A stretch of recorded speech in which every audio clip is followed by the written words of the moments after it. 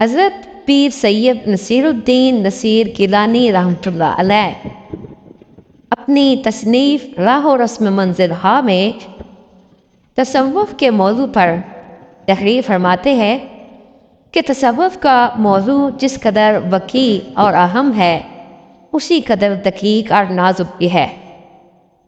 اس حقیقت کو لسان العصر سید اکبر الہ آبادی نے معنی بے لفظ کی حسین اور اچھوتی ترکیب سے سمجھایا ہے۔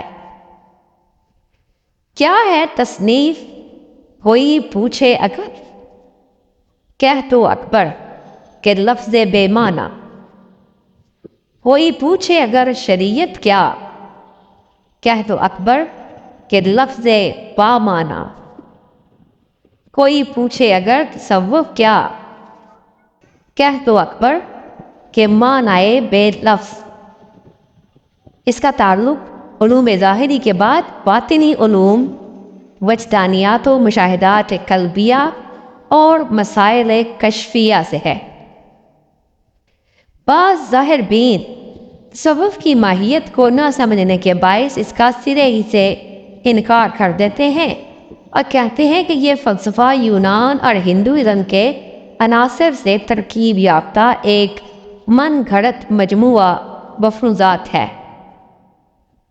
ہر دور میں اس کی مخالفت ہوتی رہی، ہمارے دور میں بالخصوص اس کی مخالفت میں بڑا لٹریچر شائع ہو رہا ہے، مگر یہ سب کچھ قرین انصاف نہیں، اس لیے کہ صوفیاء سلف جو علم شریعت و طریقت دونوں کے جامع تھے، ان سے یہ توقع کرنا کہ انہوں نے مسائل تصوف کسی لفظی و معنوی پس منظر کے بغیر از خود گھڑ لیے اور یہ ایسے مفروضات ہیں کہ ان کا حقیقت اور نفس واقعہ سے کوئی سروکار نہیں، یہ ان کی دیانت علمی و روحانی اور ان کے مکاشفات و واردات کے انکار و تحقیر کے مترادف ہوگا۔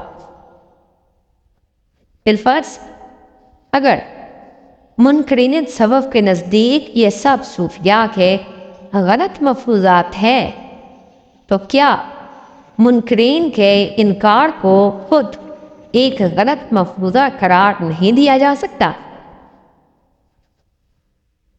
مزید آگے چل کر حضرت پیر صاحب لکھتے ہیں کہ اگر منکرین کے پاس تصوف کے خلاف کچھ دلائل ہیں تو اس کے قائلین کے پاس تو اس کی صداقت پر بے شمار قرآنی شواہد موجود ہیں۔ ارباب شوق و تحقیق اس موضوع پر موجود ذخیرہ کتب کا مطالعہ کر سکتے ہیں۔ یہاں چونکہ تاریخ تصوف اور اس کی ماہیت پر تبصرہ مقصود نہیں، اس لیے مختصر یہی کہا جاتا ہے کہ تصوف واردات قلبیہ اور کیفیات باطنیہ کا نام ہے، اور کیفیات کے لیے یہ قطعاً ضروری نہیں کہ وہ ساری کائنات کے افراد پر مساوی طور پر طاری ہوں۔ پھر یہ کہ کیفیات اور وجدانیات کو جامع الفاظ پہنانا اور انہیں الفاظ کے قالب میں ڈھالنے کی کوشش کرنا انہیں غیر مؤثر اور مجروح کر دینے کے مترادف ہے۔ کسی بھی ایک کیفیت کو لے لیجیے، مثلاً غم یا خوشی، کیفیت غم یا کیفیت انبساط جس پر طاری ہو، وہ جس طرح اس کو محسوس کر سکتا ہے اس طرح محض اس کی داستان سننے یا پڑھنے والا محسوس نہیں کر سکتا، اور یہ کیفیات اس جوش و توانائی سے کبھی اثر انداز نہیں ہو سکتی، اس لیے کہ کسی شے کے معلوم ہونے اور اس کے محسوس ہونے میں زمین و آسمان کا فرق ہوتا ہے۔